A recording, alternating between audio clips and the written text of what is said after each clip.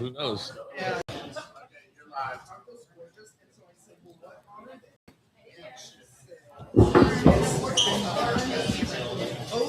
Good morning, everyone. Welcome.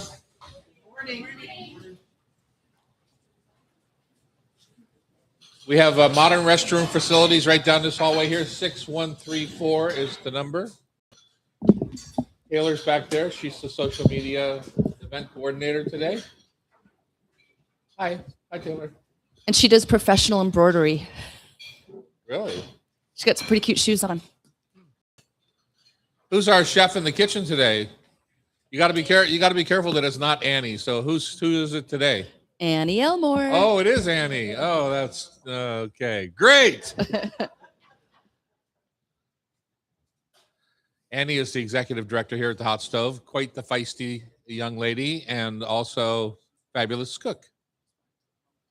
You might have heard her on this show before. No, that's your job, sir.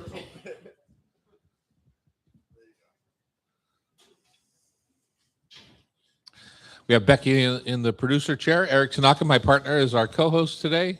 Hello. Cam is on technical. What are you doing in the kitchen back there, sir? Are you making the dessert? Making some pizza. Roma. Roma. I have a few bites coming at you today. Is today the start of the new breakfast, Danny, or next week? About once a year, we change our breakfast menu. There we go. Anything else we need to get settled? I think we're all good. You're welcome to talk amongst yourselves during the show. You just can't do it too loudly. Just regular conversation's fine. If you need to get up and use the restroom, go for it. Please don't pee in your chair. We saved that for the grandbabies. You get a lot of that. Yeah, that was last week in Palm Springs. How was that? There's a lot of Look at your grandbabies. A lot of grandbabies. Any swimming? Did they jump in the pool? Oh yeah. Oh yeah. Yeah, they pee in the pool. They poop in the pool. Pools are their life. They're not allowed back. Yeah, it was a definite close to a Caddyshack experience. Oh, sounds Does fun. everyone know the movie Caddyshack? Uh-huh. With the baby Ruth in the pool? Yeah. Just saying. Did you Okay, golf? Grandpa, good job. Did you Oh, golf? believe me, I took pictures. There are going to be some blackmail going on when they get a little older.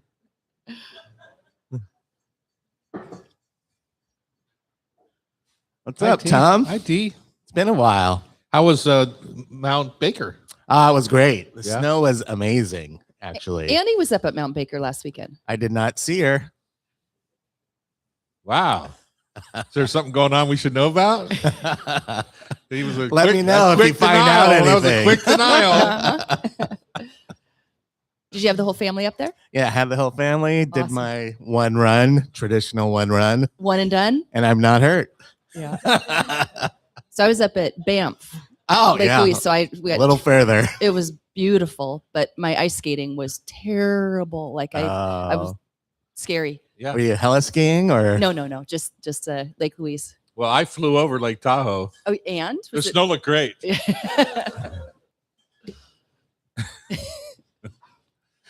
All right, here we go. Welcome to the Hot Stove Society Show on Cairo Radio. Woohoo! Thank you for joining us. I'm Tom Douglas. I'm Eric Tanaka. Eric Tanaka has been our partner for a million years. We're coming to you from the beautiful kitchen studios in the back of the whole second floor of the Hotel Andra. If you've never stayed at the Hotel Andra or put up a friend there, it's really a sweet spot. And the best news is you get to sit late at the bar at Lola. Oh, well, Yeah, we've got just- some ladies and sisters in the audience that did that last night. And how was it? Isn't it a lovely room? Yeah. Great getaway. A staycation, I think. You can join us for breakfast for a live recording of the show, like all these folks are doing right now. This morning we're having crepes with brown butter madeleines and fruit and a fried egg and mushroom gravy and all sorts of deliciousness. And it looks like we might even have a taste of pizza somehow today. Mm-hmm. Exactly. You can watch us live. If you go to Tom Douglas and Company YouTube channel, you can tune in on Cairo Radio, or you can watch wherever you get your podcasts or listen wherever. Upcoming classes. That's what we do. That's our main role here at the Hot Stove is we do classes, both public and private. We have gluten-free baking with Chef Rashida Rusley, March 7th, who's, I believe, just accepted the position of kitchen manager here at the Hot Stove. Oh, she did. There's a lot of moving parts here. We do Yeah. caterings for the hotel. I mean, lots of moving parts. She did what's that called? A time lapse of a plating at the ST. Yeah, we Theater did the Group. stage dinner for their Broadway series announcements this last week. So It was super cool. In less than a minute, you could see this whole team plating. How many? 100 plates? 100, yeah. Super fun. Awesome. So that's gluten-free baking with her. A journey through Persian cuisine with Farah Shirazi on March 14th. She was on the show. She was quite charming, Mhm. very intense. Yes. Yes. And many more classes here at the HotStoveSociety.com. A Taste of Iceland Festival returns March 19th to the 21st at the Palace Kitchen. We've done that annually. How many years, ET? I think it's like 7 or 8 now. 7 or 8 years. Yeah. We used to do it at Carlisle. Now it's at the Palace. Was that the Dahlia? I think it started there. Uh-huh. ET, what's the name of the chef that's going to be joining us? Besides Isak me? Aron Johansson, I think is his name. Their name. It could be a Isaac, woman. I think they call him. Isaac Aaron Johansson. He's going to team up with Ron Anderson over our PK. We internally, we all have names for our restaurants that Mhm. aren't really the full name. It's the PK. It's the insider scoop. So when you say I'm going to the PK tonight, you know. Mhm. No. Tickets are at palacekitchen.com. Today's show. Now we're getting to the meat of the matter. Yes. Behind the scenes at TD & Co. Q&A. So ET and I are going to talk a little bit about the restaurant business. We've been doing this series mostly with Loretta Mhm. when she is co-hosting our daughter and talking about the reality of the restaurant business. People have these impressions. When I'm out, I'm in other places and we're chatting this and that. There's a lot of questions about the restaurant business. I think the number one thing, ET, I don't know if you... It must be so fun. Yeah. I don't know if you get this or not, but That's awesome. everybody starts with, you are in the hardest business in the world. Do people start with you on that? No, they think it just it must be so fun. Yeah. Well, they're We're right. just It is cooking fun. food. Yeah. But it is, I think people recognize that the margins are slim, which is one of the reasons we have 10 restaurants. Because if you want to raise, you can't just take it out of any restaurant. You have to open a new one if you want to make a little bit off of that particular volume, right? Mhm. So we talk about things like that. Do we have a particular question today? We do. And it's kind of, I don't want, should I tease it? Yeah, why not? Okay. It's about something that the other person has done that you've been surprised by. You've been business partners for 35 years. Uh-huh. And it was just kind of fun to hear some inside scoop of what you've learned from each other. Okay. I'm going to have to think about that. Roman style pizza by the Cut with brothers Forrest and Colin Brunton of their new Roma Capitol Hill location. Mm-hmm. Why not? That sounds fabulous. Palace Kitchen turns 30. For the whole month, we're celebrating our anniversary. And yes, it is 30. It's like I know we celebrated 25 on the radio, and it turned out it was only 23. But this is But real. this is real 30. So ET and I have written a menu that's going to be featured for the entire month. Mhm. 5 courses, $30. That's amazing. I'm excited. So it's a pretty good deal. We've been practicing plating it. Yeah, we They did sent me our pictures. third I was by the tasting. pool in Palm Springs, and they were sending me pictures from the kitchen at the Palace, and delicious, right? Yeah, super That's- delicious. It has. And I a- think really just personifies the palace. Like, Right. sometimes as chefs, you kind of try and make things and put one more thing on or make it one more way better. But I think sometimes simplicity, gets overlooked in that. So I think we're trying to stay true kind of to that ethos and keep it simple and delicious. yeah, and for the first time in 2 years, I'm serving my miso that I put up. Ooh. Well, it's actually about 20, 21 months old. It's been We sitting in tasted it. it's on the counter back there, and it's also there's a crock in my kitchen Mhm. at home, and that's going to anchor our renewal. Because to me, a 30th anniversary calls for some sort of renewal. So we have a little clam broth renewal that's going to be delicious. I'm glad I got the story because I just got the menu. I'm like renewal broth. Like I'm like, what's the recipe for that? now it makes more sense. They love it when I just send a menu without No description. comments. Yeah. When it's usually a picture of a menu that is handwritten on his cutting board. Quack, quack, quack, quack, quack. Wing Lamb, chef owner of Izakaya Super Banana, is here to talk about modern Izakaya experience in Redmond. I went. It was delicious. Did you go? I Because they did, had sent yeah. us an email. Is Yeah, that yep. good? I can't wait. I how often do I get to Redmond? Not very often. It's 3 gas stations away from Ballard. I right? understand. Believe me. Yasu Saito. I just know him as Yasu. I don't know all the other parts of him. Anyway, he's going to be here. He's got craftsmanship, fermentation, and neighborhood restaurants. St. Bread, the Wayland Mill, Tivoli, and Post Alley Pizza. He's a busy man, that guy. Yeah. He and my wife are best of buddies. Yeah. The importance of immigrants in our restaurants. I think you and I can deal with that. Yes, And absolutely. People forget. You're an immigrant. I think it was my great grandfather came from Ireland. There's a lot of immigrants around here.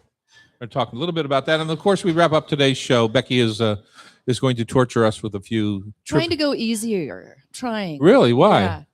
Because Just because you don't like to see stumping me you. go 0 for 5 every week? that was just once. This once. Well, that would be nice if you went a little easier. Okay, well, I'm trying. Okay. ET, you want to get us started on your taste of the week? I have multiple, but I'll start Got to with. pick one. It's called a taste. I was just going through my mind. I'm gonna go. My son Giacomo had his pop up this Sunday, Hop a Dog, and Ooh. he did these French fries with a ikura and a little bonito flake, and it was super delicious. French fries with ikura. Yeah, Wow. salmon roe, Little pop of salt. a And, little bonito flake. and a where little did he do Kewpie it? mayo. It was over at Wayland Mill, Yasu's spot, because Oh, nice. his partner Maisie works there. Is that, did he also have his curry dog? Yeah, had his curry dog. He I had saw him at the Togarashi PK, or dog. at the warehouse practicing on his curry dogs. Yeah, and then had yuzu sausage as well. Your son, you being a cheeseburger man, your son is awfully enamored with hot dogs. Yeah, you got to cover all the bases. Yeah. Which restaurants has Giacomo worked around Seattle? It seems like it's done quite a few. He's been with He us. was at Hamdi. He was at Jerry Tronfeld's place. What was that? Europe Farm?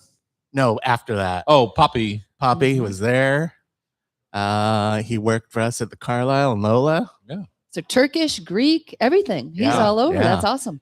Speaking of Jerry Traunfeld, a very well-known name to us chefs Yeah. and restaurateurs around Seattle, but I think he's people don't remember his particular name. They He's remember living the down in herb Palm farm. Springs. Yeah, he's in Yeah. Palm Springs, and we had gotten a note that he is now making lamps.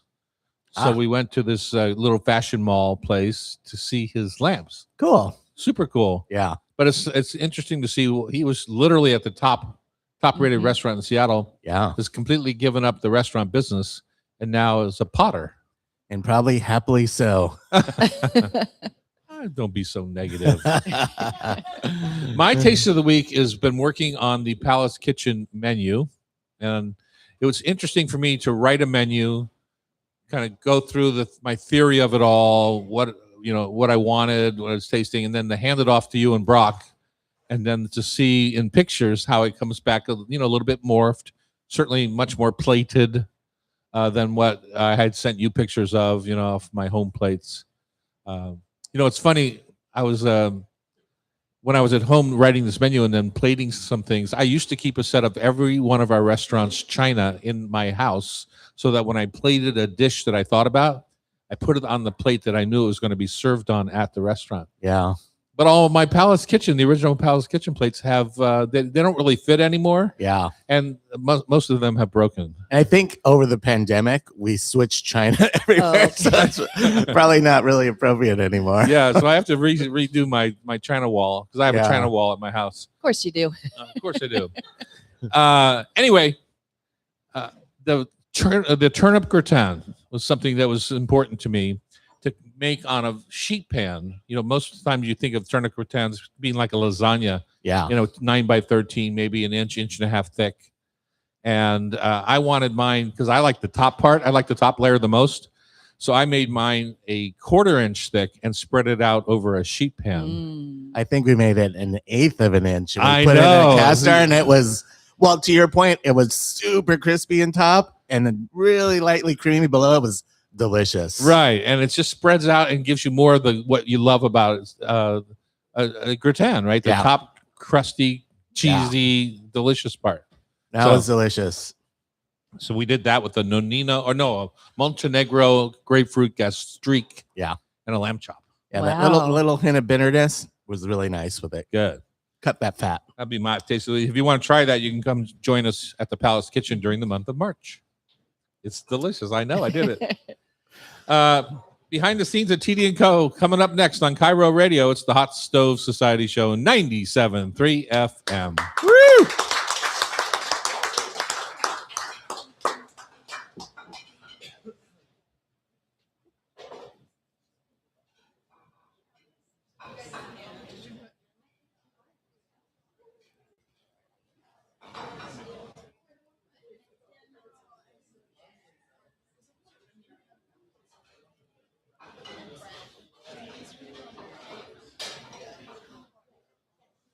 Pizza looks good back there. Does it? Mm-hmm.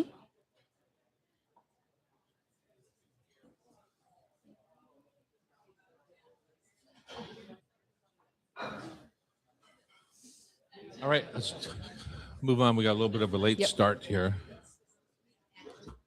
You're going to jump in here, right? Yeah. And we're back in the kitchen on Cairo. This is the Hot Stove Society Show coming to you 23 years strong. 23 years strong. What's our next chat going to be about, Becky? Well, since you and your business partner, Eric Tanaka, are sitting here together, I thought I'd ask a fun question. It's what's a decision the other person made that shifted the business in a way you didn't expect? And what did you take from that? Is that too loaded? the other person made. Yeah.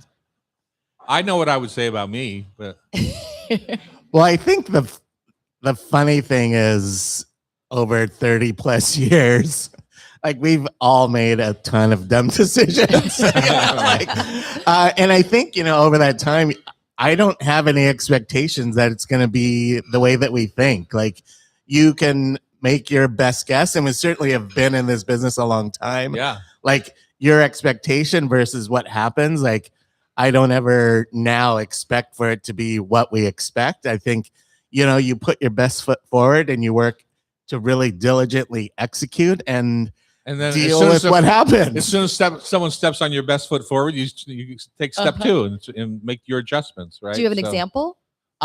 Every day is an example of Okay. that. I mean, this business. And I think when you have multiple restaurants, you're constantly having these decisions and pieces where you're having to move forward. So it's kind of sometimes rapid fire and you're making decisions. Well, let's start with the beginning of that question, which Okay. is when you open a business, it's like a poker hand, right?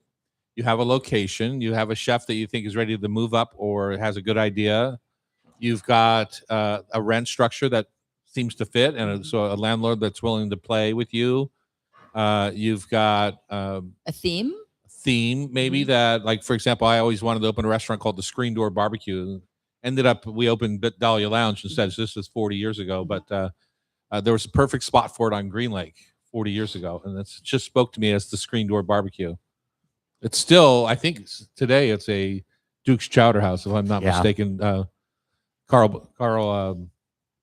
old place. Anyway, so do you have the money, right? Because we don't open a restaurant unless we can pay cash. So our restaurants have to be doing well enough to pay cash for the new one because I don't deal with banks, just not in my thing.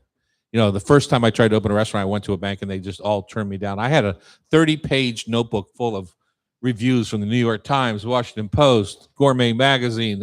They could care less. Do you have a house we can take if you screw up? That's what they want to know. So I would say, E.T., if I were to answer this question, because I think it's difficult to question. Okay. For me, one of the things that I liked or I wanted to do was to diversify our business model so that when one style of restaurant, instead of opening 50 serious pies, say, Mhm. when one style of restaurant works or doesn't work, another one jumps in, or one business model like a jar of spice rub Mhm. helped me afford to be on book tour around the country because I could sell to grocery stores. Now we're in 5,000 retail locations around the country. So you just never know. It's the circle of life thing. Mhm. Our concession business at the theaters supports Carlisle restaurant and vice versa. Uh-huh. So I think that diversification was something that maybe wasn't expected, but I think was a good decision. I would agree 100%. I think, and it kind of fits your personality. Tom likes a lot of different things, not a lot of one thing. So, Yeah. Speaking We- of which, I took a sign of a for lease. I took a picture of a for lease sign this morning on his face that I really like in Ballard. I'm going to send that to you later today. that's funny. Yeah, that is funny. But yeah, I think early on it was just the excitement of opening, those decisions. And it's like a kid seeing your kid birthed, Mhm. it's the excitement of those decisions leading to that. But I think I just really kind of try and expect the unexpected and, revel in whatever it turns out to be. And Uh-huh. I think at this point, knowing that we have enough experience and wherewithal, to kind of handle or deal with anything that doesn't come the way that you want it to. Because I would say maybe if it's 10% that it goes the way that you thought, like you're doing great. Well, Like, Right. how That's a many good way times to that look you at can think life. like a home run, like home runs don't happen that often. So Yeah, it's you hit a really lot of just- singles. Yeah, you're working your Yeah. way up. And sometimes you get struck out. Like we've had restaurants where we absolutely adored our food model. Mhm. We loved every bite we ate. We loved every bite we made and served. And the place lost millions of dollars. Mm. And you have to say goodbye at some point. You just have to say, we can't afford to do this And you- anymore. Sooner rather than later, too. Well, I'm not a good Well, on. we're I'm always not, a later rather I'm, than sooner. I'm not good on the sooner part. Yeah. It just breaks my heart Yeah. to have to close the place down because of that. Well, I mean, people invest so much, and like Mhm. everything that I think that we've done has been a passion. So it's hard to just abandon your passion, because it's not going as well as you thought. Right. At the end of the day, though, when that particular model threatens more of your successful business, because if you lose $1 million in this business, you got to make it up somewhere else. You Mhm. can't just lose $1 million, right? So when it starts to threaten one of your other businesses that is successful, that people are responding to, you've got to cut the dead wood, and that's hard for me. Mhm. That's Yeah. really hard. Yeah, it's hard. It is personal. When my friend Kurt Dammeier faced that same decision, he's much more of a businessman than I am, right? And he made his decision like, okay, this is gone. Very decisive. Yeah. Boom, done. Mhm. And it's like, wow. He said, well, what about your lease? I paid it off because he was going to lose yeah, more he money. just calculated it out. It's Yeah. like, He's a money guy, right? And Yeah. he just said, well, I can pay $400,000 to get rid of my lease, or I can lose $4 million over the next 5 years. and we choose to lose the 4 million. Just once. Who's smarter? Well, then I've got another question. What's the most joyful part of running more than one restaurant? More than one. I think it's always, whether it's one or multiple, it's the people.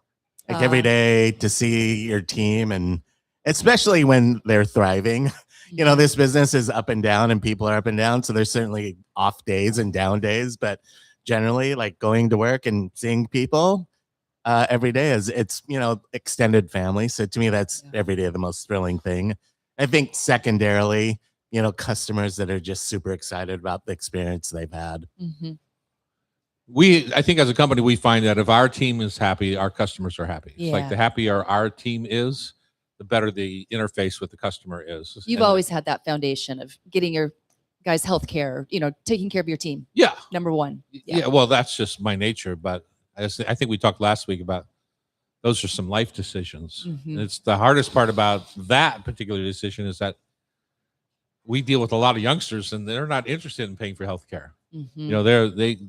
The world is their oyster and nothing's ever going to happen to them. And Right. It's the age. it's hard to It's like- convince a 20-year-old or a 23-year-old that you really need health insurance. It's Mhm. really hard.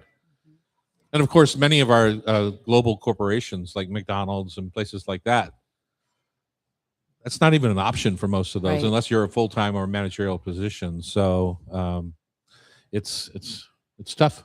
You know who was my mentor in that? You know him well because your buddy Vivek worked with him. But Howard Schultz, I thought in the early on of Starbucks, really did some employee forward thinking, Mhm. and especially around healthcare and the amount of hours, the minimum hours a week you had to work to get it. Right. It was a low Because number. it's not reasonable for somebody who's got a kid at home to expect them to work 40 hours Mhm.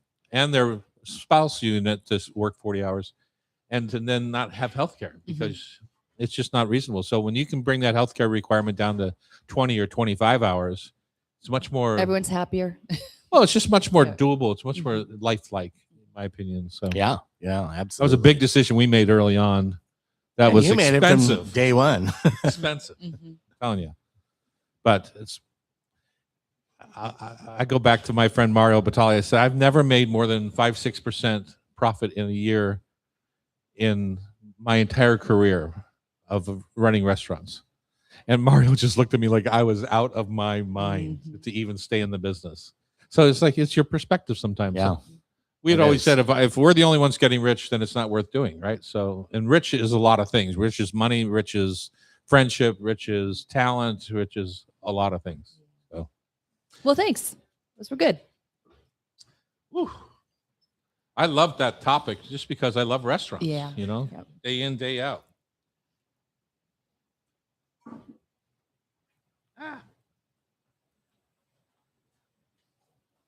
Maybe there's not two pieces. No, there's not two pieces. It felt like two pieces. It's a very thick piece of paper. All right, when we come back on the hot stove, when we come back on the hot stove, Forrest Brunton, the chef and co-owner of Roma Roma on Capitol Hill. Colin Brunton, co-owner, with wife Renee. And that sounds terrible. Do you want to redo that? Yes, I do. Okay. All right, when we come back on the hot stove, it's the Roma Roma on Capitol Hill. Woohoo.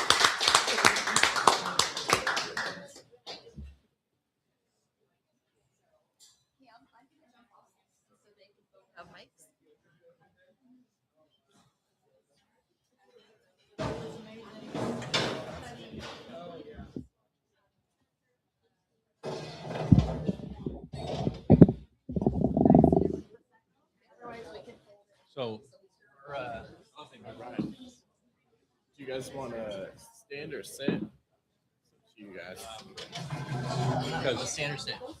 Sit. Sit, I guess.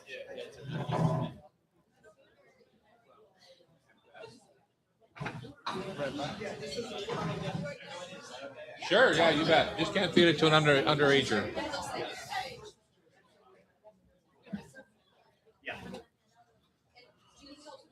Should we got to get some pizza out? or what's Renee's go- gonna do it.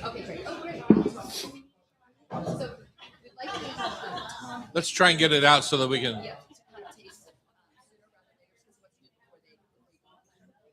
Because they don't want to eat.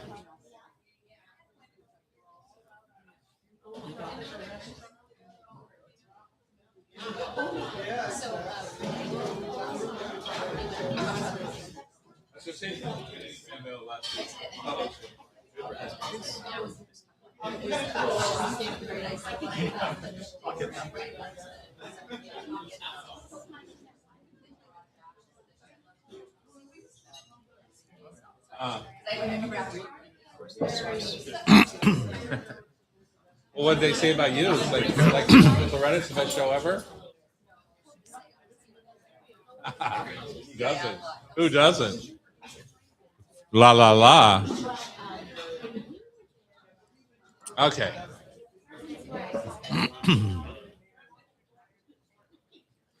So They're heating up. You guys wanted to eat it. no problem. They're gonna put breakfast out right now. Not get too much. Breakfast pizza. No, we'll just wait. Well, let's see. What was Carl's issue? 1:30? All right. We're gonna pop in a segment before you, and then we'll come back to you. We're gonna go to the next segment, Cam.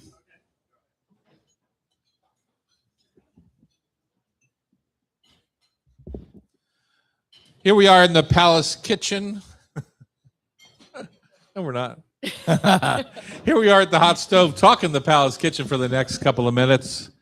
If you've never been to the Palace Kitchen, I think it's one of my most commented upon restaurants. It was also the longest one of our restaurants closed during COVID. It sat there in a time warp because I would go by it every day and, often go in, but it's just sat there empty for over a year, right? Over Wow. 2 years, yeah. Wow. And so it was such a fun time to bring that back to life. Right.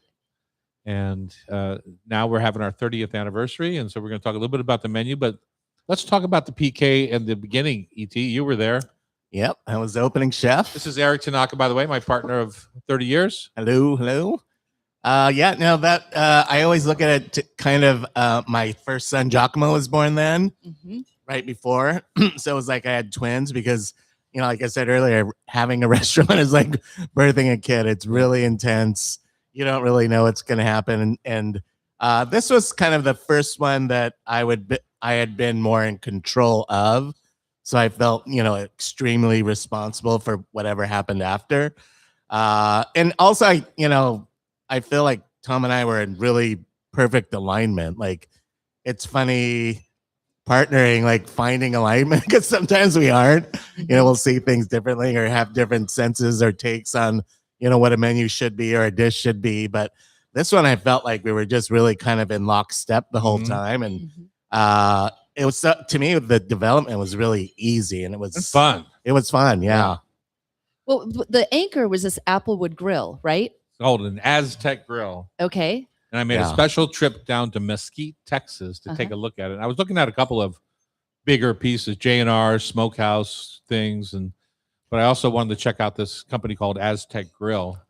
It's still there. Awesome. We still order parts, our grates for the top and this and that. But this grill is now 30 years old in our kitchen. It gets fired up every day, all day. And it is, it's a piece of, literally a piece of iron. If I had to guess the mill, I would say it's about 1/4 inch thick stainless steel. Wow. With fire brick all around the inside, cast iron grates on the top. And we've rebuilt it many times, but it is amazingly sound. The outside part is really a solid unit. I know Ethan loved that grill. Ethan Stoll and put one in over at Staple and Fancy on his line. Yeah. No, it's a great grill. Yeah.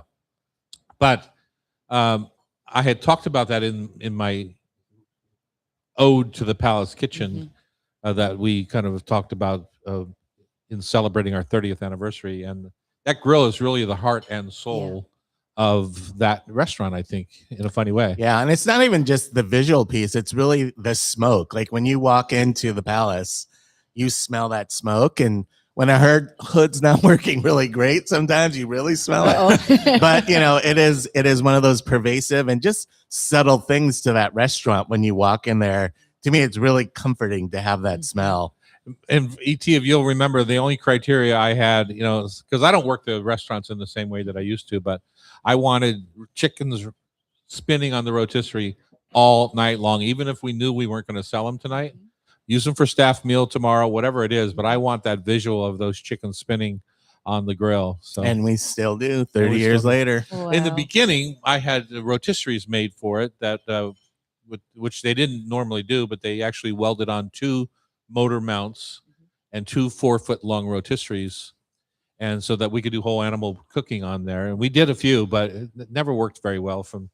It was hard to do our actual service because a whole lamb takes 6 hours. So unless you had it going really early in the day, which at a late night restaurant, it's hard to come in early. So the timing never really specifically worked out that way. Yeah.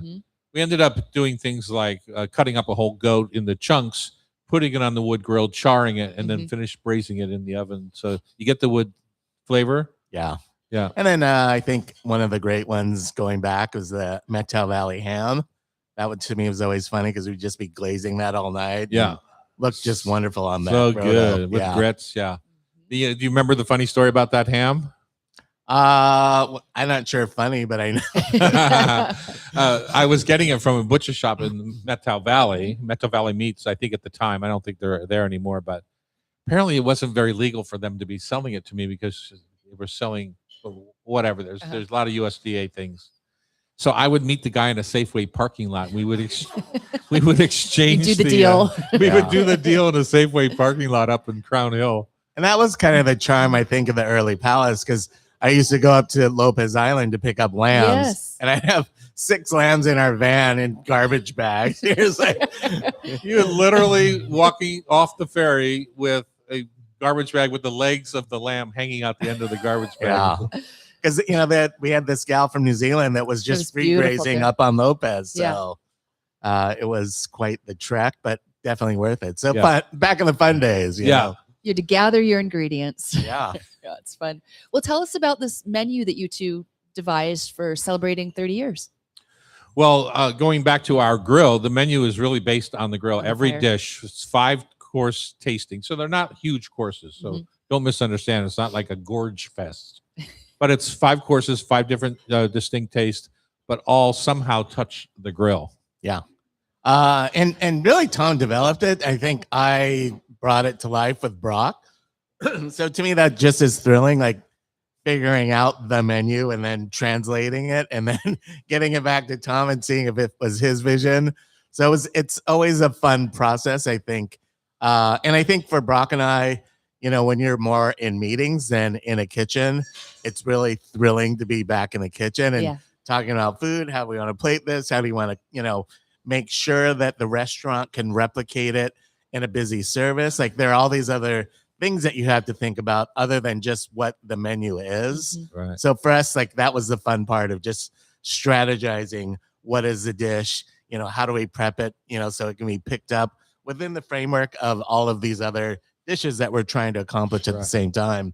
And the most fun part of that is, Brock runs the restaurant division of our business, of our company. And, I send him pictures of my plating and he says, well, Tom, or they all call me chef. I all tell them to call me Tom, but would it be a problem if we were to kind of plate this in a more modern way? It's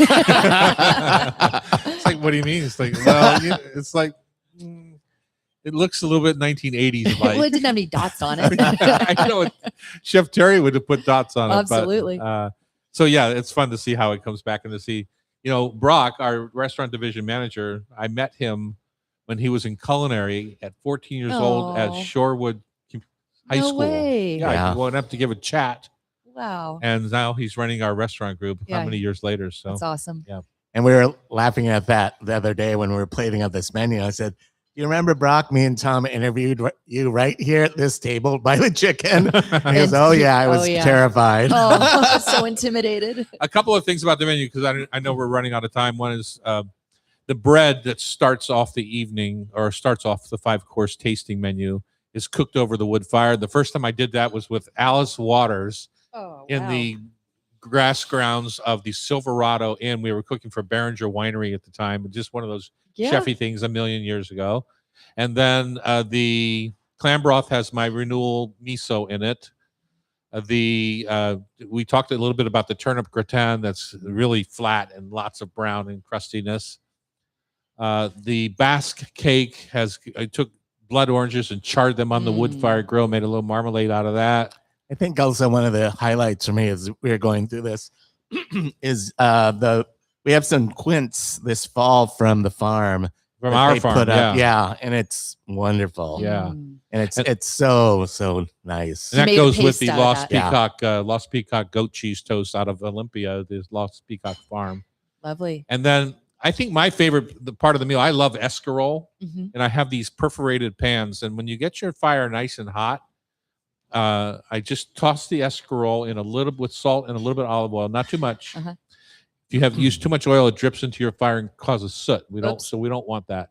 So it's just a really light dressing. I put my perforated basket on the fire, let it get nice and hot, and literally just 5 seconds, 6 seconds, maybe 8 seconds, it's in there. Just toss it around, so you get the essence of the wood, but not overpowered. And that with our little broad beans, And that was actually one of the harder things because I had it on there for 30 seconds and Oh, it no. just wilts too much. And So it just doesn't- backing it off, backing it Yeah, off, yeah. backing it off. I showed Brock. It literally takes 5 seconds. But Yeah. the problem is in a service, it just keeps cooking, right? Yeah. So by the time it gets to you, you got to be, it's overcooked. So you gotta Yeah. really just give it that quick sear. It is just Anyway. a kiss. Super fun. Hope to see you in March. Help us celebrate our 30th anniversary. And obviously, we're not making money, so this is a charitable event. 35 courses for $30. Fun. In the second hour, we got lots more to talk about on Cairo Radio. It's the Hot Stove Society Show, 97.3 FM. All right.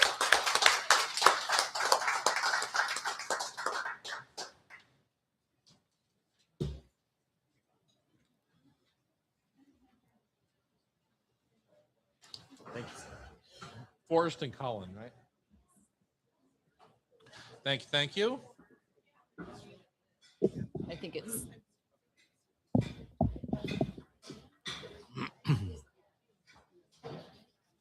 Did what?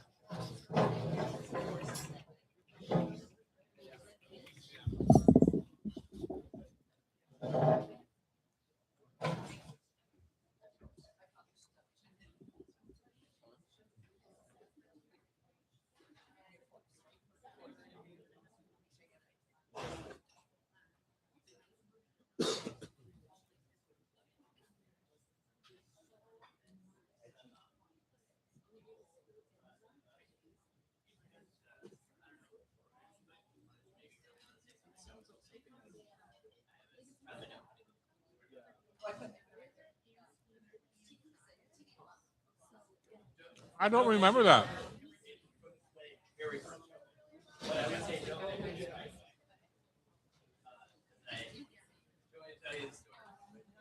No, I'm going to do it on the radio.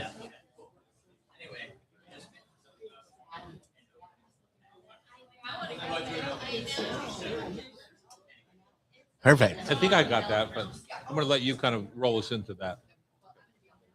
Okay.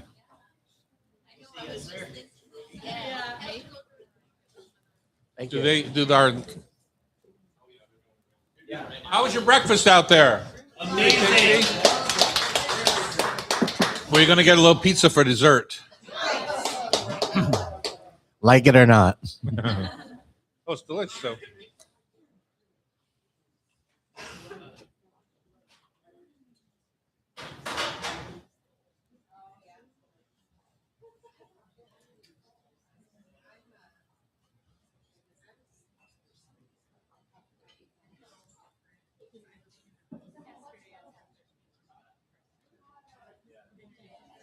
I've never.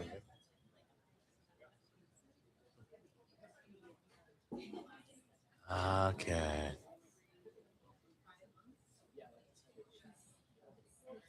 We're on the air.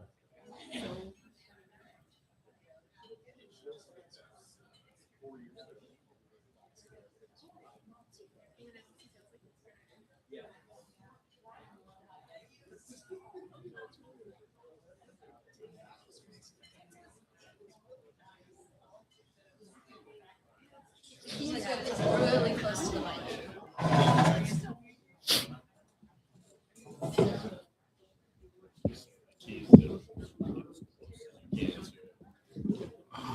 So I'm Yeah, you almost have to like eat it. Eat the mic. It's tickling my whiskers.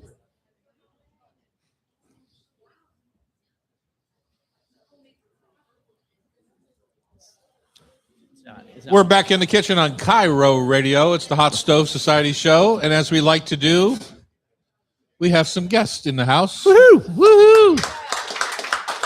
Hello. Forrest and Colin Brunton, co-owners of Roma Roma on Capitol Hill. And Renee's back there, somebody's wife. Maybe That's my wife. Yeah. That's your wife. Forrest. Somebody's- Yeah. back there putting together taste for our listeners and the audience of both pizza and it looks like a little Prosecco drink, huh? Yeah, it's a Scropino, so it's equal parts Prosecco and lemon granita. Tasty. Refreshing in the morning. Too bad y'all don't have any of that yet. It's really good. It's on its way. It's It's coming. on its way. Tell us about you. Tell us about Roma Roma. We're brand new, which is pretty crazy. As you Brand guys new would was what is- definitely know. Like context. What's brand new? Like a week? We're at 3 weeks 3 now, weeks. but it feels newer than 3 weeks, honestly. Openings are always crazy, as you guys would definitely know. I actually was just talking about the first opening I ever did, which was only the second kitchen I cooked in. And the first one was like a French style, very regimented cooking a kitchen. And I had never done an opening, so I had no idea what to expect. And I started a place that was like 1 week open. And I was like, what's going on? No one knows how to do anything. It's crazy. And then I overheard the owner be like, I think this is actually the smoothest restaurant opening we've done. And I was like, what? And then now this is my 9th opening. So I'm like, actually, that was a pretty smooth restaurant opening at this point. But that was my first job in Seattle, which was Lola. So, Oh, really? yeah. Well, And we it weren't was the pretty French smooth. restaurant. Huh? We weren't you left us to open I the left. French- No, you were the second restaurant I worked. restaurant, The okay. first place was in LA, working Okay. for Michael Cimrusti, Oh, now fancy. of Providence. Yeah, which is actually so. Et, you were the first person I met in Seattle. And I was just telling Tom, it's like Forrest. Now the name, I'm like, okay, Yeah. I got it now. I remember. Yeah, because I had worked in LA with someone you worked with in I think New York. And- Wan Yi maybe. Was No. it pastry chef? Oh or- yeah, I worked with Wan Yi, and I worked with our front of the house manager, who I think you worked with or maybe at Michael's in LA. yeah. Yeah, okay. Yeah. Now it's all So- coming back. It's Yeah. flooding back, oddly. It's hard at our age. Yeah, Yeah, you're Oh, gonna I get barely- there. Yeah. yeah. Oh, I'm already there. But it was. I remember it was a very formative time. I really enjoyed meeting you guys. Well, that's awesome. It's good to have you back in the house, so to speak. Yeah. So Yeah. tell us about Roma Roma. So it's Roman style pizza. So it's these long rectangular pizzas, and we do them by the weight. So each pizza you just so like 26 inches long, and then you just do it as much as you want, and we cut it with scissors. Usually we have like eight or nine different kinds. And that's the way that it is traditionally done in Rome. It all started actually, Colin was living in Rome for half a year, like 2003, long time ago. And he came back and was telling me like, you have to open a Roman style pizza place. And at the time I was like a rookie cook and also like working in fine dining, and I was like not ready to open a place, but we never kind of stopped talking about it.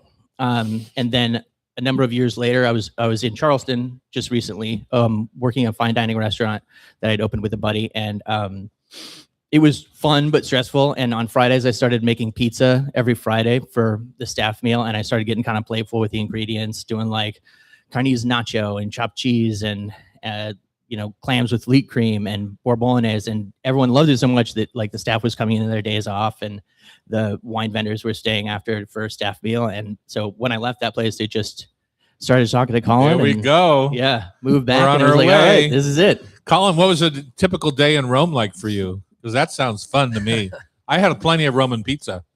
So I actually went there to learn Italian. So I was at Italian language school. Uh-huh.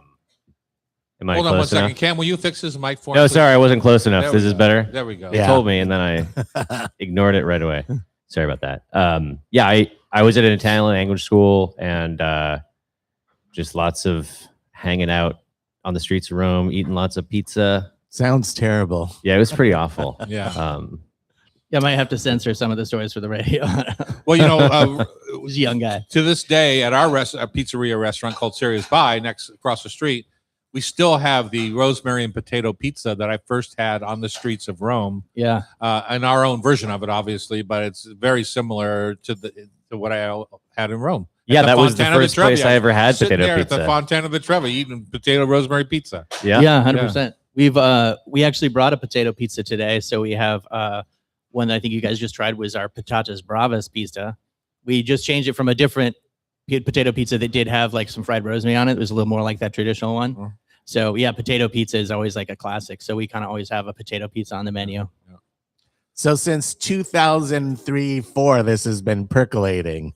Yeah. And it's I was just talking to somebody yesterday about, to me, pizza is probably the most competitive like genre in Seattle now. Like there's so much great pizza. Yeah. So everyone's it daunting to think like, oh my God, we're jumping into the pizza game? Or I'm Well- just like, no, we're in, period. I mean, the thing is, like, I just spent 6 years in Charleston, so I hadn't been in Seattle, and then moved here, and a bunch of places that were really awesome opened the last year. Yeah. And so we didn't know that. But it doesn't necessarily feel like there isn't room for more Yeah. good pizza. It's a different I style. suppose it depends on the neighborhood. Although there's 2 other places that do Roman style pizza that have opened up in the last like a little over a year. There's Ruffin. It's Pizza by Ruffin, yeah. Yeah. And they in do that. the same style, but they don't do by the weight because it's just 2 people. It's kind of a pain in the ass to do by the weight. Sorry. Yeah. I don't know if I can say. And Renee And does it too over at Wilmot's Renee Ghost, does it at right? Wilmot's Yeah. Ghost, Yeah. and then also Sacro Bosco does it, but they only do whole pies, and Renee Okay. only does whole pies. So yeah, but I mean, there's always room for more good pizzas, and Yeah. the pizza scene in here, everyone's really friendly. Like I'm buddies with Isaiah from Ruffin, and him and AK, I'm blanking on his name. There's like a little pizza social, so I guess we're all gonna get together and hang Fun. out and talk about pizza. So everyone's really supportive. So that's People really ask me fun. that sometimes about this show. I Yeah. was like, so we're having you guys on. We have pizza, so we're literally. I think people think of us Oh yeah, sometimes as competitors. or whatever. competitors. Yeah. but all the high tide floats all boats, and Yeah, the better yeah. the quality of the overall thing. And I learned 100%. that way early on at Cafe Sport back in the early '80s about because Seattle was getting tons of national attention Oh yeah. from the media, Gourmet, New York Times, everywhere, San Francisco Chronicle, Pittsburgh Gazette, all kinds of places. And if you just talk about your own place, it gets kind of boring. Oh yeah. 100%. So, what we always thought we would do is present Seattle on the plate and, things to do here. And that's, if you look at my first book, it's very much about Seattle. It's not about me. Oh, I have your first book. I got Yeah, it I'm just saying, before I that- started cooking, and I loved that it wasn't just like here's me, yeah. but it was like I remember a like love some letter of to you the like here's a city. day in Seattle. Go to Yeah. Faubourg and go to. It was. I love that about it. Yeah. We've always iron sharpens iron. Like I think that more good pizza in Seattle brings more attention to all of the pizza in Right. Seattle. I agree. Absolutely. So how did you develop your dough? Because for us, it took us 6 to 8 months to really get to a place where we really were like, yeah, that's solid. I mean, I was working on it for like a year and a half in Charleston before moving back. And I moved back a year ago now. So it took a couple of years. I mean, it's, it started by buying like every pizza cookbook that we could, including some that weren't in English, but Google Translate is great. So, and we just kind of slowly like did it. I did it a bunch of pop-ups. I did like 30 pop-ups in Charleston. We tested it out, did like 70 flavors there, and then tested a couple different crusts. And the one that we do is like a slow rise. It's a 3-day process, so it's all naturally fermented. There's no yeast. So that was the one that we were the most excited about because it's the most traditional, but also it was the one we got the best feedback from. Yeah. We played with other stuff like a New York Sicilian crust, or like we even tried a Detroit style crust, and we were like, maybe we'll do lots of crusts. But everyone loved that sourdough slow Yeah. rise. So we it's got a just do- nice crackle to it when you bite Thank you, through it, yeah. but a nice soft interior. So Yeah, so we do like a couple variations on that. We do one that's like has the oily bottom, so it's kind of like a focaccia, and then the other one has like a crunchy semolina bottom, and it has like 15% whole grains. It is emmer, spelt, and rye. Yeah. So And did you notice a difference between flours between here and Charleston? Because we'll see at different periods with different, just moisture contents. Yeah, how the dough's reacting. yeah, a little bit. And we switched the kind of flour because there was a flour that we're using in Charleston. It was actually a Canadian flour, but we really liked it, and we switched to. Right now we use different flours for the 2 different types. So there's a mix of flours for the whole grain one, and the sort of more focaccia like one we use the Caputo with the purple label. the purple label, I love Yeah, that. I can't Look for remember. the flower with the purple label. Yeah. So in Italian. Yeah. So Colin, has your brother always like monopolized the microphone time when? Well, I mean, he has a lot more to say. What are your different roles? We only have a couple of minutes. What are your different roles at the company? Your wife is doing all the work for us. Yeah. Yeah, she is. She's done Behind Is the that scenes. every day? She always is doing work behind the scenes and not getting credit for it. Yeah, so he's the chef. I'm the front of the house manager, the Front of the house GM. manager. Okay. And also our resident carpenter. He did a bunch of work on our build out. Ah, there you Yeah, I went to carpentry school a few years ago. So I have a limited amount of knowledge, but enough to like help us do a lot of the building, which helped us saves you money. saved a lot Yeah. of money. Yeah, that was the big. I think the space looks like we spent a lot more money on it than we did. Okay, so where are people going to find your business? Where's Roma? So it's on 12th and Pine. It is where the old Rachel's Ginger Beer used to be, in the 12th Avenue Arts Building. And we're open. We're about to be open 7 days a week. We're going to be dark one more Sunday, and we're open 11 to 11. Yeah. Well, congrats and great to see you Yeah. again. Yeah. You have thanks. the police department right across the street from you. That's always Oh, yeah. good. Yeah. Colin has some friends there from the reserves. Yeah, I'm in the Army Reserves, and one of my prior soldiers is a policeman there, and Lieutenant Rambo. yeah, her name's Rambo. Rambo. Cool. And she, no joke, she used to have a partner named Thrash. Rambo and Thrash. I did not make that up. But so well, we'll you're have- obviously not superstitious. You're wearing an upside down trident on your head with the Mariners logo. So you've got confidence. oh yeah. How are they going to do this year? I just heard the spring training score yesterday. Oh man. I mean, spring training, like scores don't really matter, but All right. I think they're gonna do Against great. my Okay. Dodgers. Go check out the new Roma up at 12th and Pine on Capitol Hill. Thanks, guys. Thanks. Thank you. Thanks. Thanks. Back there in the kitchen, Remy.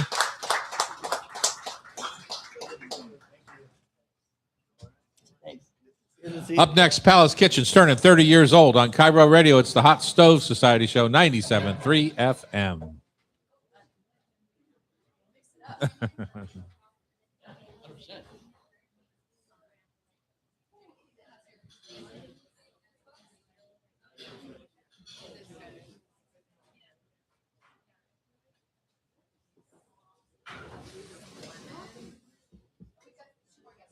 Two more? Okay, sweet. Yeah, back off, Cam.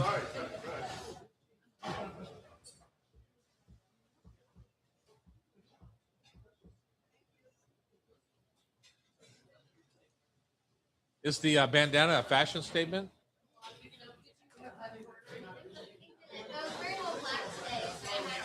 That's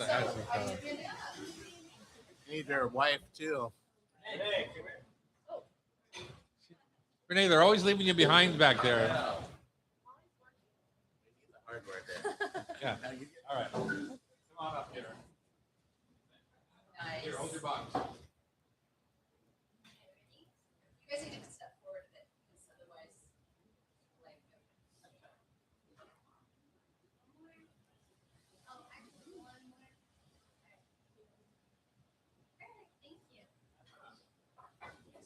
Thanks. Pleasure having you. Thank you. Good luck to you. I know it hasn't been really long. Yeah.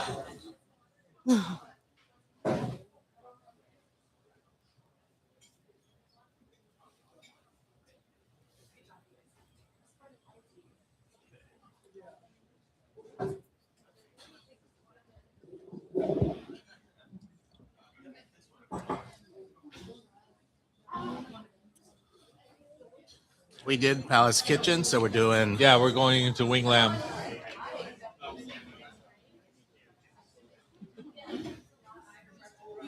That's just what you needed after that breakfast, is a buffet of pizza, huh?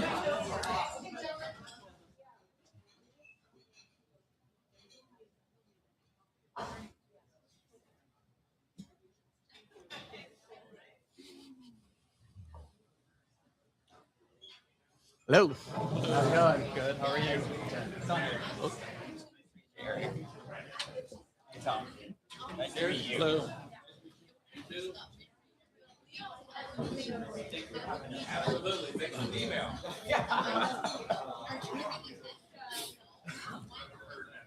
Hello. Hello. Okay. You literally almost have to eat it. Is this better? It's Testing. not that close. It's not gonna. Good. Got it. Thanks. I'm nervous. Don't be nervous. Quite fun, right? What? Quite fun, right? Every day is different. Keep it interesting. You could go first. Andrew. What? Yeah. You could go first. You like to start things. Eric's off. doing it. Yeah. I'll try. I'll probably fumble over my words. And Don't you guys look comfy? We got them on camera there. There we go. Do you have anything, any sort of paraphernalia that would identify your restaurant?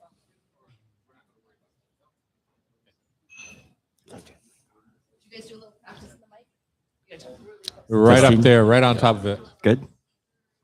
Uncomfortably so.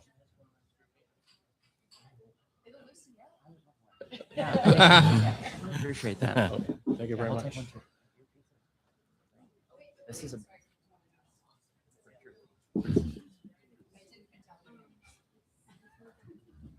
I checked it out.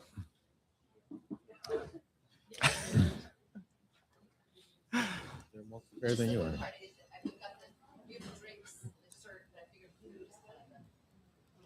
You know what you're doing, Becky. Yeah, don't worry. We're good. Did you introduce yourself when you were out there? I was going to say hi after dinner, but you guys were swamped. I know some of you were busy. There was a lot going on. And we had the four of us went. It was delicious. And so people had the kitchen and you were busy. I'll say hi to the next week. Well, there you go. We are back in the kitchen on Cairo Radio. It's the Hot Stove Society Show, 97.3 FM, as we tell you every week, every hour, every segment, pretty much. Don't forget us.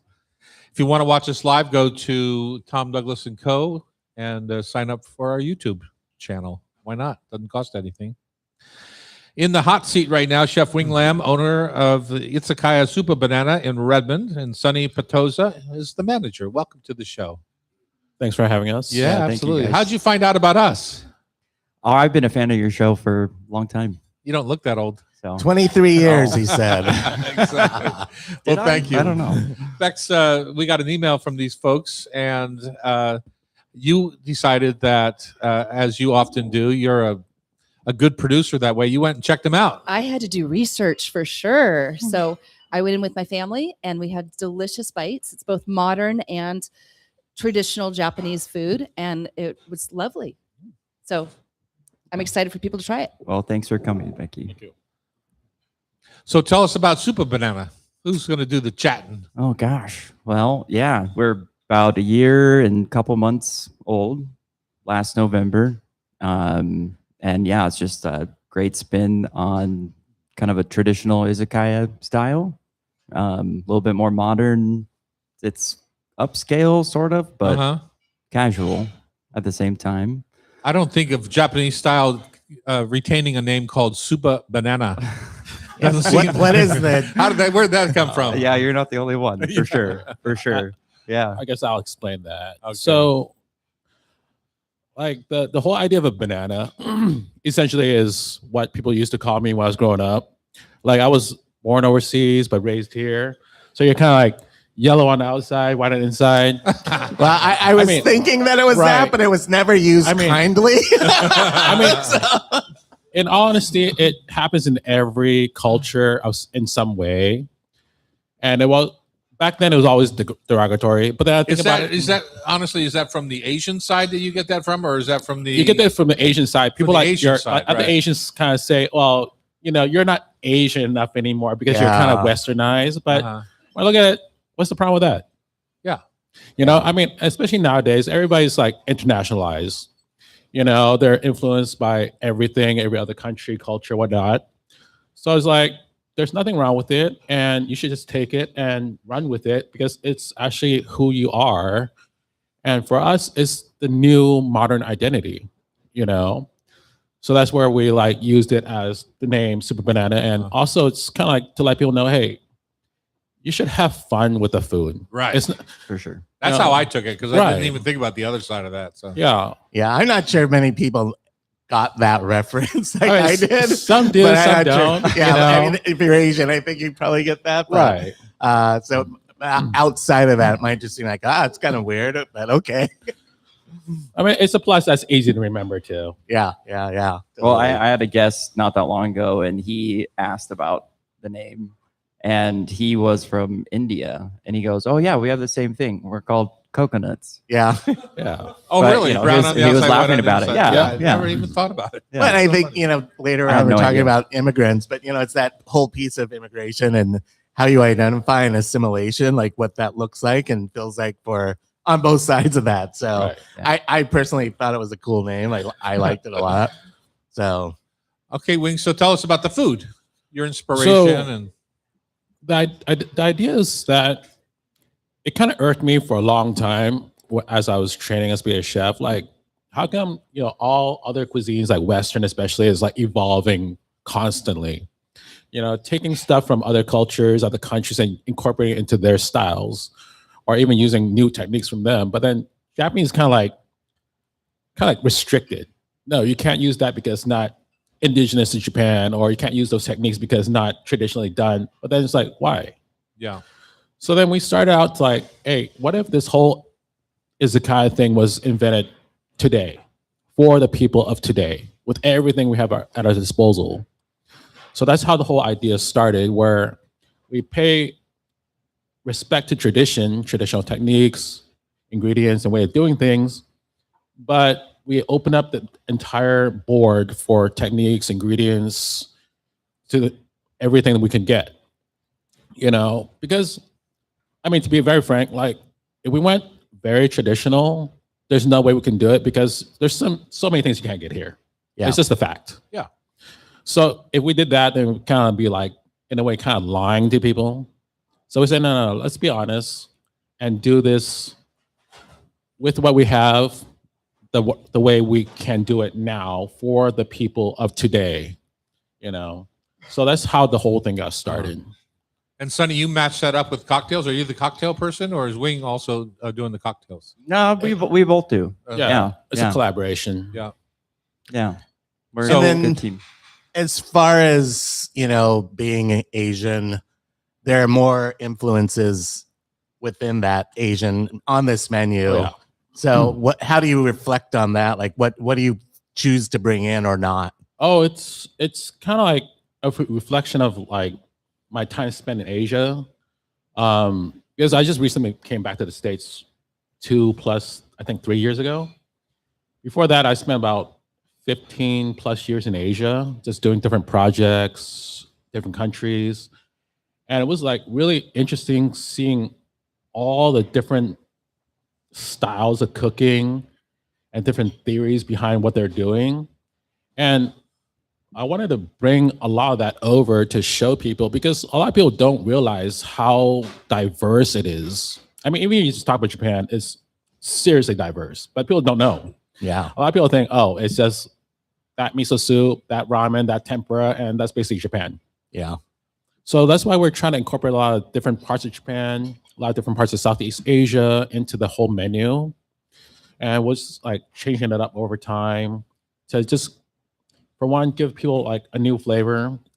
For two, it kind of gives people that came from those areas like a little bit of familiarity, so they feel like a little bit more comfort while experiencing something different.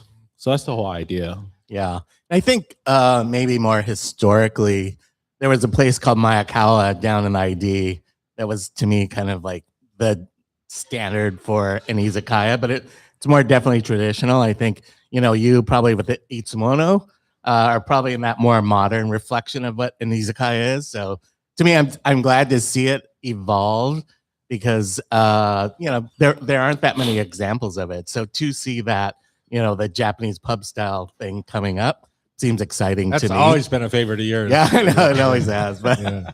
it's not been that popular outside of me, maybe. I think part of the problem with Asian food is that people just don't recognize how big Asia is True. and how diverse that Right. continent is. Right. I mean, it's incredible. You see some Indian influence on your menu, but Malaysia. I mean, just a million styles at your fingertips. Oh, but then China, I mean, there's so many different regional Yeah. pieces to it, Yeah. like going now north to south and how different it is. What's the beverage that you brought us today? Oh no, that's from. Sorry, I'll take that. Get rid of that one, Sean. I forgot you guys are drunk on prosecco over there. No, this is amazing. This cocktail's amazing. That pizza was Tell us a couple of the beverages you would match up with some of this food. We just got a new Tokyo Mule in, so can do. I've been super into soju lately because it's like not vodka or gin, Right. With that, It's neutral though in a lot of ways. totally. Yeah. Yeah, you can do a lot with it. But yeah, it's refreshing. Got a good ginger beer going on. Wing makes like all the sauces, or if we have like fruit purees for the cocktails. Mhm. He does all that by himself, and I don't know how one person can do. Well, I mean all that, of that stuff, also but just it's kind amazing. of looking at the menu, it's huge. Like, how do you keep that prepped up? Like, it is huge. Yeah, for sure. Well, he's there every day, and I don't know. You haven't had a I day mean, off in we have a 2 years? good team that we really just like make sure that we don't need a big team. We just need good people that we take care of, basically. Yeah. Yeah, because it's and really just kind of, when you're focused solely in one lane, it's one thing, but to have knowledge of multiple different cultural cuisines, it becomes a lot more difficult to find good people that can span all of those disciplines that way. Yeah, and people that just like care, and have heart and care about other people is a big thing too, I think. All right, when I come over, give me 3 dishes I have to have. We only have a minute, so just give me 3 dishes that I have to try. Oh my gosh, the foie gras masubi. Bar ramen subi. that what you Foie gras, sorry. Oh, foie. Okay, yeah, I'm foie sorry. gras masubi. Okay. And it's spam, but I've- it's all handmade, hand selected. Right. So, which I think is kind of like representative of the restaurant in a way, because you have like foie gras, which is kind of like more delicate thing, Yeah. and then something like spam kind of coming together in a nigiri style. Uh-huh. My daughter considers herself a high priestess of masubi, so just saying. So we'll she bring has her. to Yeah, come what in. else? She has 2 to other come in. dishes. Got a coconut laksa crab and scallop. Gosh, and that Wagyu katsu mentaiko has been a What hit. is that? Yeah, for sure. I mean, that one, a lot of our sushi stuff stems from the idea that anything can become sushi, but obviously with respect to what sushi's supposed to be. So we just can't slap things on, but we just spend a lot of time thinking, like, say, for example, the Wagyu katsu mentaiko that he's talking about, it actually stems from the Wagyu katsu dish from Japan, Mhm. where it's served usually giant breaded katsu of Wagyu beef with some mentaiko on the side and rice and all these fixings. And we just kind of shrunk it down, rejigged it into a sushi format. So that's part of how we play with the whole sushi side of things. Where it's traditional but presented maybe differently. Yeah. Yeah. Yeah. Super fun. Well, super. Go ahead and tell me again. Super banana. Super banana. I know you have to say it a certain way, it just doesn't come off right. Yeah. Congratulations to you both. We can't wait to come out there. Thank you. I think we'll have to have a company field trip, seems Yeah. to me. Sounds fun to me. Director lunch. Good. Why not? All right, when we come back, Yasu, is he here from St. Bread? There he is. Hey, welcome. When we come back, Yasu is going to join us on Cairo Radio. It's the Hot Stove Society Show, 97.3 FM. Thank you, guys. Okay, thank you. Thanks a lot. You're busy today. Come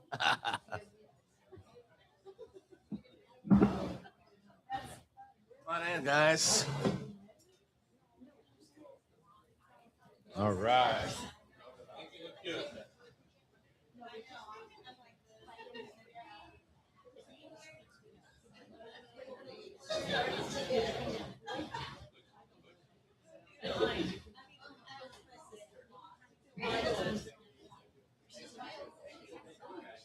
All right, cheers.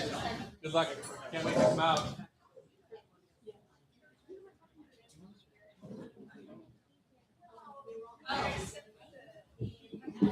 What did y'all say?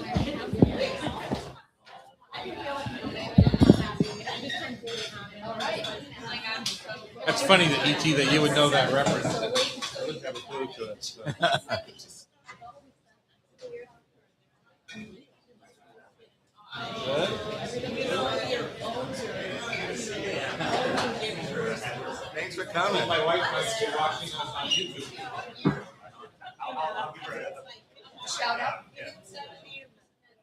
Thanks.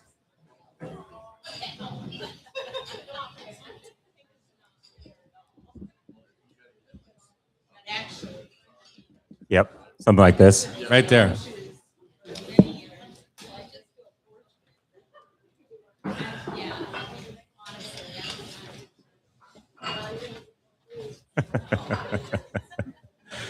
Oh, Cassie. Woo!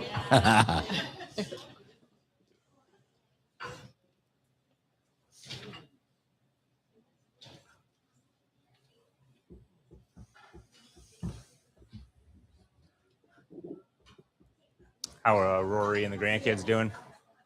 Awesome. Yeah. Yeah, they're enjoying pool time Ooh, down in nice. Palm Springs right now. Are they not back yet? Shabby. No, Nice. I came back for you, Bex. Oh, thank you. Very nice. Give her. Give her. Actually, Did, Tuesday Booze Doc Day Lowe was the bring big you- reason. I know. I know. Oh, you did? You were there? And he didn't want to fly with him. John and everybody? No. We came later. Yeah. Okay, cool. I was like, I had stepped away for a while. It must have been while you were. Are you full yet, or do we need more to eat? Oh, more. Always more. Yas, I'm Hardcore. sorry, Yasu said. No, actually, he did bring some treats. Oh, he brought treats. Yeah. Okay, fine. Sorry. So the more's coming. He always said it More to is you, on the Tom. way.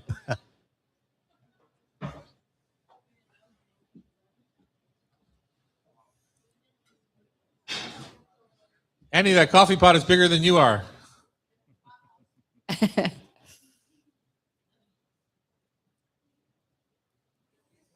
How far are we away from St. Oh, they've already got him. They're enjoying.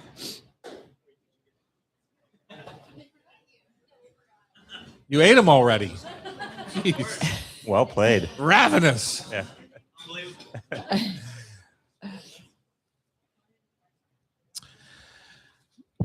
Here we are in the kitchens at the Hot Stove Society show in Cairo.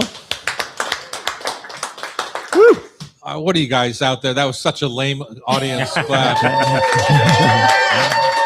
They're all sated now. Yes. They've They're got busy their pay snacking. and they're done. Yeah. What are you eating at the moment? Pastries from Yasu Sito, owner of St. Bread, the Wayland Mill, Tivoli, and co-owner of Post Alley Pizza. A lot of pizza on the show today. Yeah. Notice that? Yeah. Well, pizza's good. Pizza's good. It's Hey, good for you. congratulations on your James Beard semifinalist nomination. Yeah, thanks so much. Yeah. Outstanding bakery. Yeah, that was last year, and this year we were lucky enough to be nominated for Best New Restaurant at the Wayland Mill. But that's all. Awesome. You know, I was talking to a friend about this the other day, and it's just dumb luck sometimes. You know, you work really hard at something, and somebody catches wind of it, and they decide to put you on a list or something. And we're just really grateful as a team because we all work really hard at it, and Awesome. it's Yeah. a great feeling to be recognized. We've got a couple James Beard Award winners right here That's right. I'm in the around the table. standing next to Giants, or sitting next to Giants, I guess, more appropriately. Some as tall as they are wide. Yeah. That would be me. Me and you both, I think, these days. So, success story. You came. I met you when you were at London Playing down there in Pioneer Square. That's right. And you just never know sometimes whether it's you or the location, or you struggle this and this and this, and then Yeah. all of a sudden, boom, you bust out and things start going your way. And it's really is a credit to your hard work and dedication, I think, Yeah. to our industry. Yeah, thanks so much. It's an honor to do the work, and we have a great team that shows up every day Yeah. for ourselves and our community and our team. And it just, sometimes, like I said, it's just dumb luck. Something hits, and No, sometimes it's not. Sometimes it's dedication. Oh, sure. Yeah, sometimes it's not getting up when you've been knocked down. As far as I look, that's how I look at it. So, absolutely. tell us about Wayland Mill and why do you think it's being recognized as such an important factor in Well- American dining? Well, first of all, I wanted to give a shout out to Super Banana. Pretty cool concept, and I can't wait to go check you guys out over in. Yeah, no, it's awesome. If you're Asian, you get it. Yeah, totally. I had no idea. Jim, our culinary manager, was looking at the menu earlier with me, and we're like, "Oh, that's maybe the reason to head over there to check it out." So we're excited about that. But I think it's because it is part of that sort of idea that we're expressing our heritage. Mine specifically, coming from a Japanese American background, where my father's from northern Japan, my mother's from Central Europe in the Alsace, and I grew up in St. Louis, Missouri. So I got this really interesting background, and it's something that allows the Wayland Mill specifically allows us to draw from that inspiration and from heritage and lineage and things that are really important and meaningful to me. And then hopefully the team understands that conceptually, and also when I talk about, they hear, you know, the excitement or passion around something that I maybe grew up eating, and then they take that and run with it and turn it into things like Jim was testing this Okinawan taco rice yesterday, and it's a dish that not a lot of people know about, but it's something that is interesting to us. And you know, I think we all have probably grew up eating some version of that in Central Missouri or in the Midwest, where you have casseroles and that sort of thing. So these types of ideas that are, I think, near and dear to a lot of us, and just are being applied in this new way of thinking about how food can be and how it can express one's heritage. You know, ET, that you've heard, you know, over the years, when I first started, food was super important to me. I put it on the menu like without even thinking about it. I had a hoisin barbecue section on my original Dahlia Lounge menu, but then it came to a point maybe 10 or 12 years ago where it started to maybe not be okay for me to express those feelings. Like for some reason, cultural appropriation became the norm or the criticism of the time. And both you, Super Banana, and you are taking what I consider your heritage and adding some cultural twist to it that is from where you grew up. I think it's so cool that it's coming back around to being okay. Yeah. And I think, you know, to the point that Super Banana team made earlier, I'm oftentimes in two worlds. You know, it's a challenge to be Gaikokujin in Japan and being the weird Asian kid in St. Louis growing up. So you live in these two different worlds, and you understand sometimes that that's part of your identity. And I think you mentioned something about how we identify. And sometimes it's a really simple, easy thing. And sometimes it takes 45 or 50 years to get to the point where you feel Or you accept it yourself. Yeah. exactly right. Yeah. And so I think, you know, one of the things that's really interesting about the Wayland Mill is I think I'm at a point in my career and in my life that this is something that feels right to me. And I think, again, that's anytime you do something that takes so much passion and time and energy and whatnot, it has to be something that means something. If not, I think it falls flat and just feels a little bit, doesn't have as much impact. And so hopefully what people are seeing in the Wayland Mill and St. Bred and Tivoli, and the ways that we apply all of our heritage across the team to what we're doing, hopefully that's why it's resonant, Right. because I think that's important. I think that authenticity, it speaks for itself in that way, and that passion. And, you know, just my son, his partner works at Wayland Mill.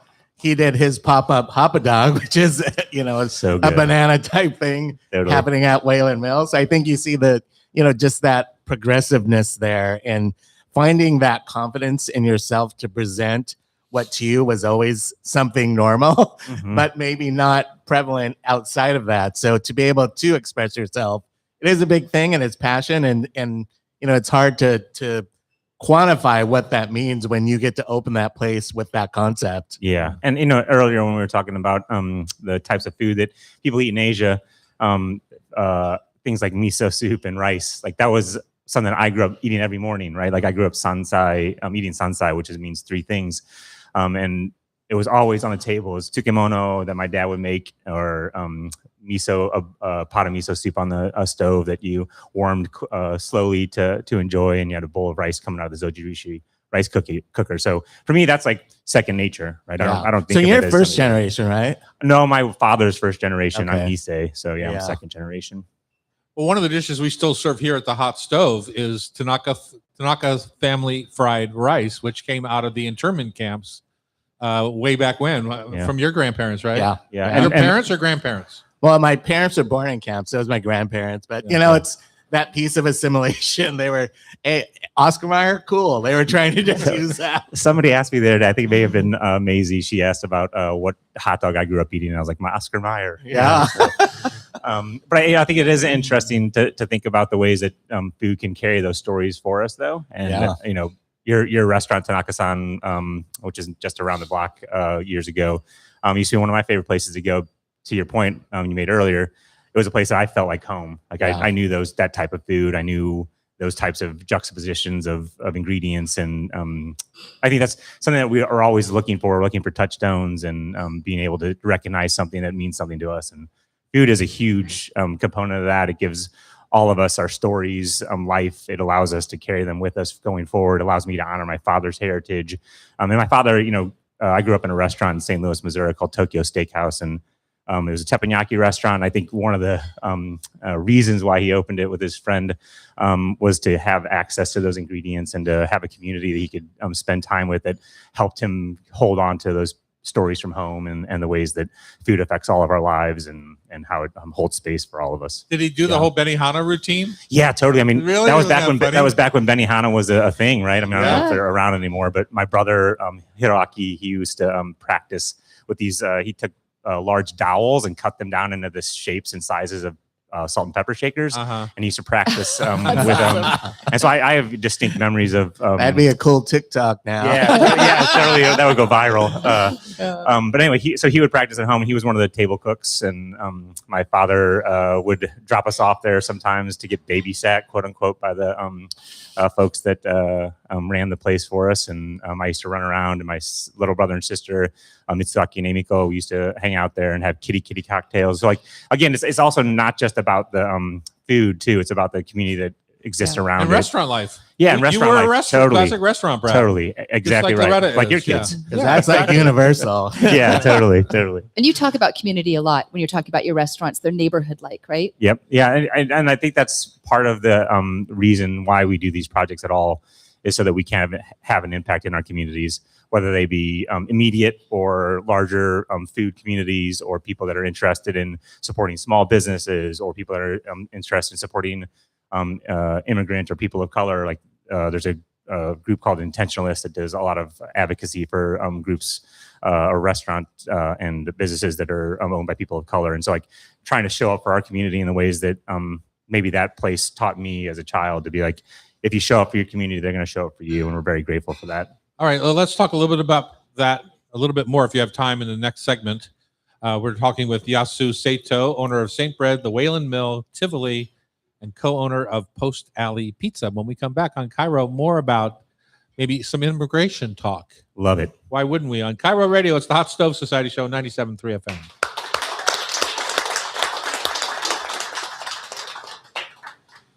Okay, we're just going to keep rolling right into that. Cool. And we're back on the Hot Stove Show. Everyone's taking a break from how many courses have you had for breakfast this morning? Lost count. 4 courses for breakfast this morning. Does that include the pastries? Yes, it does. Sometimes you get You- breakfast. Sometimes you get a buffet. Sometimes you get ketchup tasting. You don't know what you're going to get at the Hot Stove Society. Come on down. E.T., let's Yes. talk about immigrants. I mean, you have seen, and I mean, your family was immigrants, right? Yeah.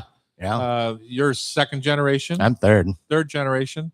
But we have seen in our kitchens, by the way, we're continuing to be joined by Yasu.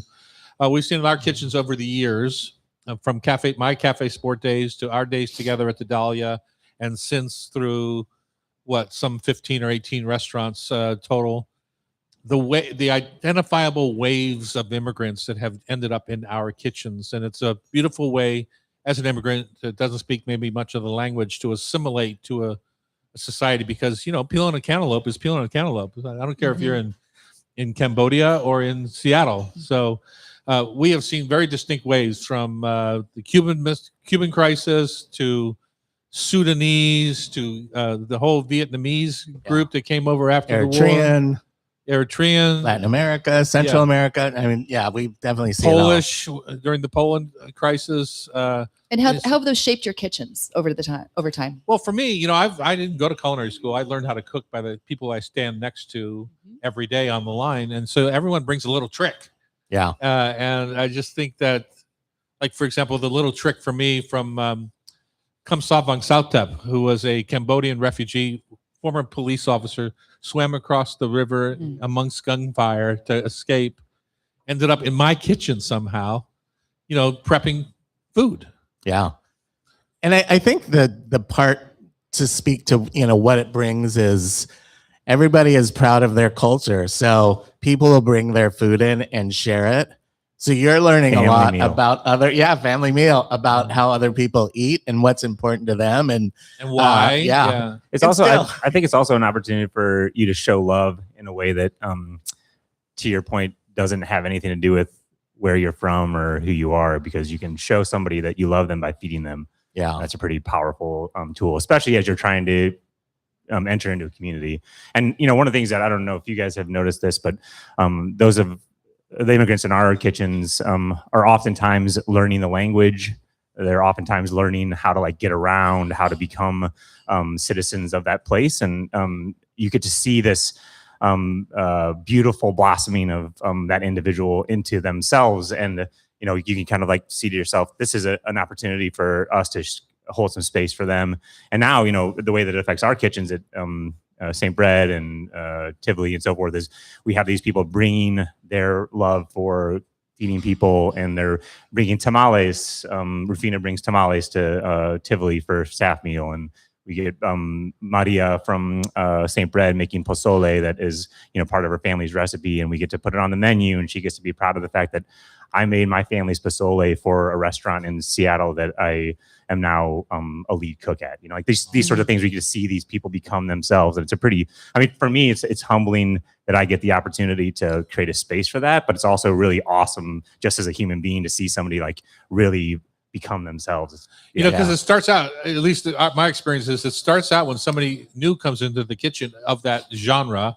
Maybe they don't speak the language, maybe blah, blah, blah. You see them at lunchtime. Because, you know, at our restaurants, we have 3 family meals a day, breakfast, lunch, and dinner, depending on the shift you're working. They grab their meal and they end up in a corner by themselves because they have no connection.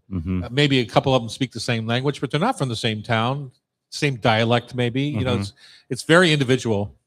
To see that, it sometimes takes a year or 2 for them to all of a sudden you see a second person sitting with them at lunchtime. And then this thing starts to blossom. Yep. But And then they start also- bringing their friends in when you have an Yeah. opening. They're like, hey, this is my friend now that lives near me. And we become friends over the course of my first year here or whatever. Right. And they start to, and then it becomes this thing where you do have this, and I don't like this, I guess, phraseology, but a more familial thing in restaurants, you know, because I do understand that we're still in late stage capitalism. And there's a lot of like problems with having to kind of navigate that. But at some point you do have more of a community if you are sharing those things with each other, and you're sharing the fact that, like, you know, now we have a couple people in the kitchen that are from, you know, Guatemala. So at least they know that they're from the same country and they could be bonding over that sort of thing. So you're first generation immigrant, right? No, my father was. You're second. I'm second generation. You're third. Yeah. I'm probably 4th or 5th because my family certainly came from Ireland or Scotland or someplace like that. What do you make of what's the conversation in today's media about it? And I think we're suffering a little bit from the people who shout the loudest get heard the most, because I don't necessarily believe that's the majority of people. Yeah. When you hear a Fox News broadcast or something in the way that they speak about the same topic that somebody else might speak, it could be 2 different sounds. It's the same topic. Yeah. Well, I mean, I think one of the things that's interesting is, you know, immigrants make up such a significant amount of the workforce, especially in Seattle and Washington. You know, 25% of the hospitality sector. And so I think if you go out east, it's even more. Just, you New know, York as and you LA get is agricultural. 40 to 50% in New Yeah. York and LA. And then, I mean, and the representative income and economy of those people is in the billions, right? I mean, it's already $1 billion industry. And I think that we forget that it's just part of the fabric of society now. It's not something that you could take out 25% of the workforce or take out $30 billion. Not just now, forever. Right? Yeah. It's just And we're so- focusing on it now in a different way. Yeah, and I think the policies that exist, or at least this particular administration's desire to use that as that shouting out loud and making that be a thing, even if it's not, right? Like, I think that what I know of my immigrant experience, or my, you know, this being the son of an immigrant, or the immigrants that I employ or that I know coming to the United States, nobody is part of that thing that they're trying to say is existed. They're not violent. They're not trying to avoid anything. They're just here to make their best life that they can. And, you know, my father did it in the way that he did, and Maria does it in the way that she does, and Rufina does it in the way she does. But nobody's out here trying to take advantage of anything. And they're just trying to be the best people they can be and create a community that they can have a good life here. So I think it's a little bit of like, can you separate those 2 things and understand that it is this huge driving part of the economy and the culture and the population of the United States, and you can't really remove it, even if you wanted to, even if you decided that you were going to go and eliminate all immigrants from America, it wouldn't function. This country would not work. And if you imagine if you what is sometimes now considered a crime, but if you ran a red light 15 years ago and got a ticket, all of a sudden you're a criminal. Imagine if all of us white folk here had everything show up on our resume that we've done over the years. Yeah, Especially yours. Oh. Well, it goes back to the thing of being hafu. Is like, I sit in both of those worlds, right? Where my father was this 25-year-old immigrant from northern Japan coming to the United States, and my mom falls in love with him or whatever, and all of a sudden there's these 6 kids, but we're all Wow, 6. I know. Each has 5. We're all these mixed races. So like I can see where the white side allows me this access to things that otherwise wouldn't be available to me. And so it's really, again, it's a humbling thing to be able to say, like, I am the son of an immigrant. I have that legacy to hold, and hopefully what I can do is show up for my community and say, hey, it's going to be okay. We're going to get through this together because it's the only way we get through it, and we can be, supporting each other along the way. Must be interesting for you. Like, to me, Tanaka looks Japanese. Mm. You look like you could be from Middle East. Yeah, you should see the people look at me in Japan when I show up with my dad. It must be my dad's like interesting to live that line. Yeah, my dad's like 5'2", I guess, and I had a growth spurt not too long ago. And I'm waiting for mine. Yeah, totally.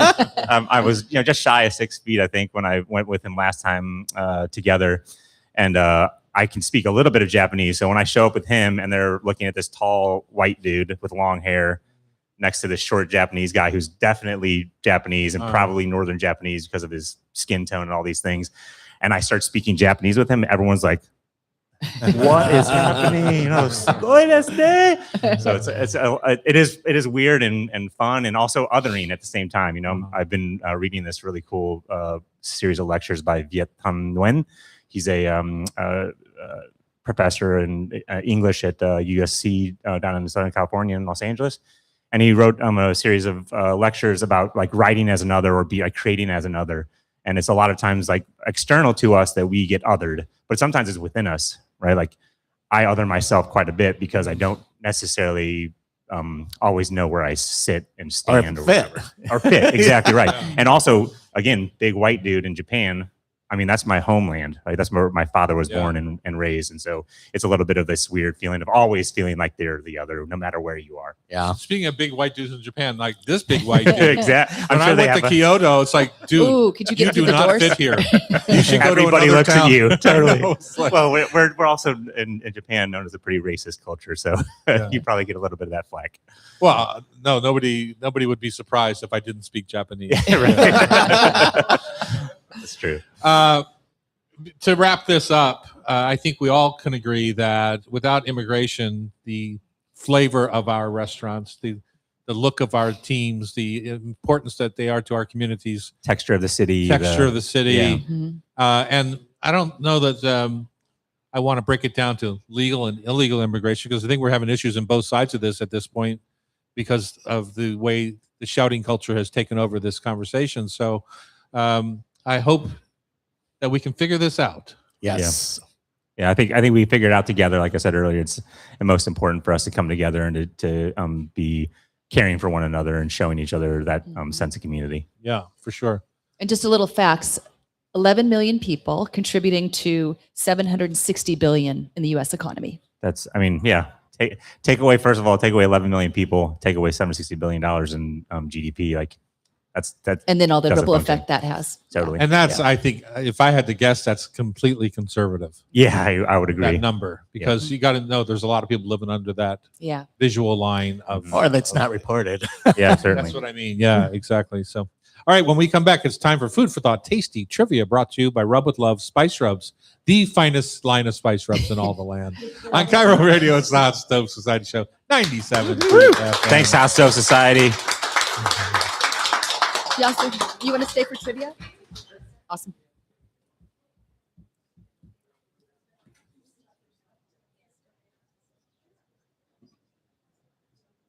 He's going to stay for one more.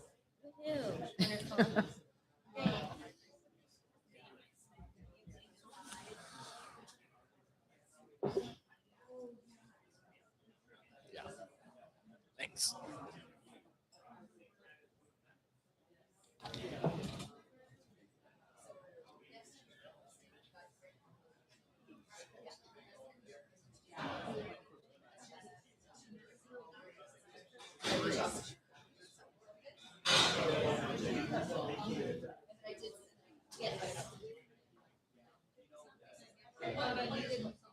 Can we sit here for trivia? Are we trivia already? See, we're just gonna burn through this. Get it done. Already, it's 10:42. We're right on time. And that clock's fast. Oh, thanks. It's really 10:40. Oh, is it? Uh-huh. We're back here in the kitchen on Kyra Radio. It's been a fast, active day. We're eating a lot. 4 courses this morning for breakfast. If you ever want to come down and find our spice rub line, we carry the whole line here at the hot stove. Just trot on up. Mhm. Why wouldn't you? Any of you, speaking of that, I was in Palm Springs. Yes. And I was at Jensen's Markets. And they did you have find your full line? representation of the Rub with Love Did you buy line. any? I did. I bought 5 units. And, you got to have depletion on the shelf so that they continue to want to buy our products. Did you buy the one that had most of it? Yes. Yeah. And I also bought the one that had one last jar, like a lonely little jar left. Tom's our best customer. If you're down in that area for spring training, AJ's Fine Foods carries our product in Phoenix area. Jensen's in the Palm Springs area. Just if you need a recipe, go to tomdouglas.com, rubwithlove.com. Awesome. All right, Bex, what are we going to do now? Well, we've got 3 superstars up here, chefies, that are going to each answer 5 questions, and the winner's going to pick someone in the audience to take a stroll through the gift shop and pick up a jar of spice blends. Okay. Love with love. And we're going to start with ET. And we've got Yasu on here, who, have you heard this before? I'm trivia. not sure what question you're going to ask. Have you heard our game before? Oh, the trivia, yes. Yes. Okay, awesome. All right, so ET's first. Really hard. Really hard. In the Basque region of Spain, what is the term for the small skewered snacks served in bars? Tapas. Well, that's what's the Ooh. Basque region? Ooh, quick answer, but I don't know. Pinchos. Pinchos. Oh, pinchos. I do know. Damn it. All right. You don't have to answer fast. Okay. Number I got 2. one we speed. have an editor. You do one speed. It's there or it's not. Which 2 regions are best known for adding cardamom to their coffee traditions? Would that be Ethiopia and Scandinavia, or Turkey and the Balkans?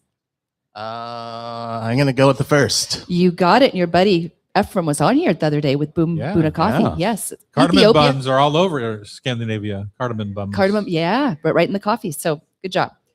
All right. In baking bread, what does autolyse refer to? I don't know. You might actually ask your buddy. Autolyse. Uh-huh. It's when you start a fermentation prior to the bulk. You got it. And it helps the gluten or something? Yep. Helps the development of gluten. Yeah. Okay. Maybe you can help him next time. Okay, number 4. What is the culinary connection between the Maori hangi, a Hawaiian emu, and a Cuban kahachina? Oh, just cooked in the ground. Yes, cooked in the ground. Awesome. Final question. In the movie Big Night, what is the name of the massive baked Timpano. Timpano, Yes. it is. You do go fast. All right. ET, Like you said, when you know, you know. when you know, you know. 3 out of 5. Way to go, T. Yeah, way to Okay. go, T. Representing. All right. I hope I get some of those questions. Okay. I knew a couple of them. Same Question one. number 1. Some oranges produce anthocyanins, the pigments that turn their flesh red. These only develop in places with warm days and cold nights. Think Sicily, Spain, California. What is the name of the Israel? Oh, there you go. What is the name of the orange variety known for its deep red flesh and berry-like flavor? Blood orange? Blood orange it Oh. is. I thought it was a trick question. I know. My favorite. 'Cause I think that red in there also brings So a good. tannic, Yeah. just a better balance to the orange. Yeah. So good. Best ones. Okay, number 2. What native Hawaiian starch made from pounded taro root is a foundational food of Hawaii? 3 letters. Yeah. Starting with the P. Pow. Poi. Boy, it is.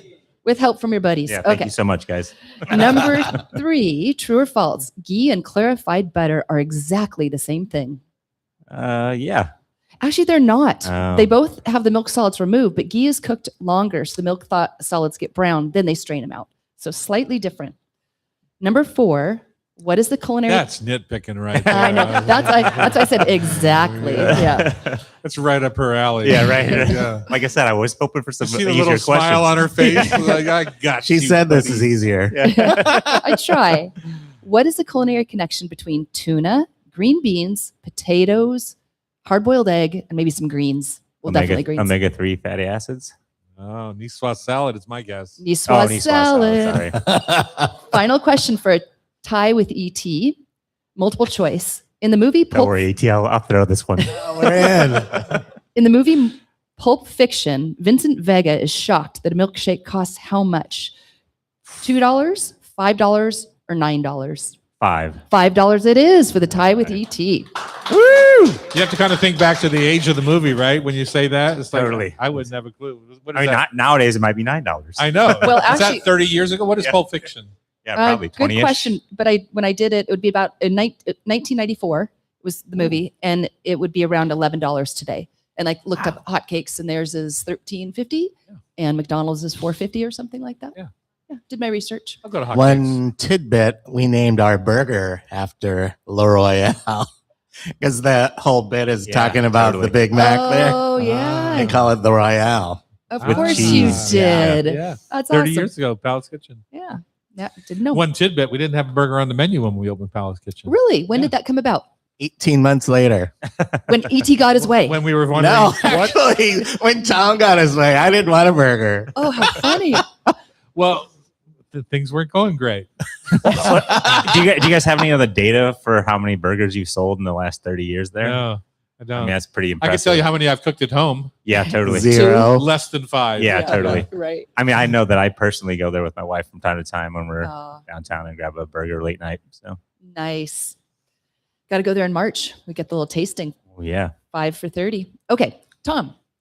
Hi, Bex. Hi. Nice to see you. You too. Yeah, I welcome have, back I have a from sneaky BAM. suspicion Tom's going to win this. Don't count on it. Yeah, don't count on it.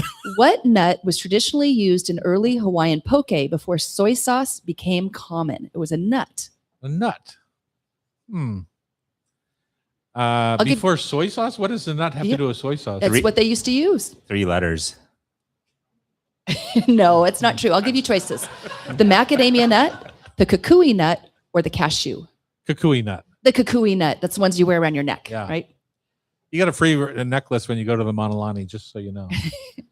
Oh, wow. I don't know. I think you pay for it somewhere. You It might prepay. be the rooms to cost $1,500. Yes, a night. that's exactly right. All right. Number 2, what does the term crumb refer to in bread making? The texture of the bread on the inside. On the inside, there you Yeah. go. The soft interior of the bread. Yasu says yes. Good. Jackie, our mutual friend Jackie, Yes. struggles with her crumb. She does? Yes. Is it because she's not It's letting not it- for lack of trying. Really? Yes. Is she cooking in a Dutch oven? Yes. Any tips? She's- I have to hit her up. See if Yeah, I can help. She struggles with it. Yeah. Yeah. That'd be nice. All On right. the farm or just in general? In general. Oh, yeah. And so it's she- not like water Yeah. issue. And she or keeps anything. trying, religiously keeps trying. She'll get there. Yeah. Number 3, XO sauce was created in the 1980s in Hong Kong, but the name comes from a luxury Western product it doesn't actually contain. What does the XO refer to? Well, hopefully it's Louis the 14th cognac. Cognac it is.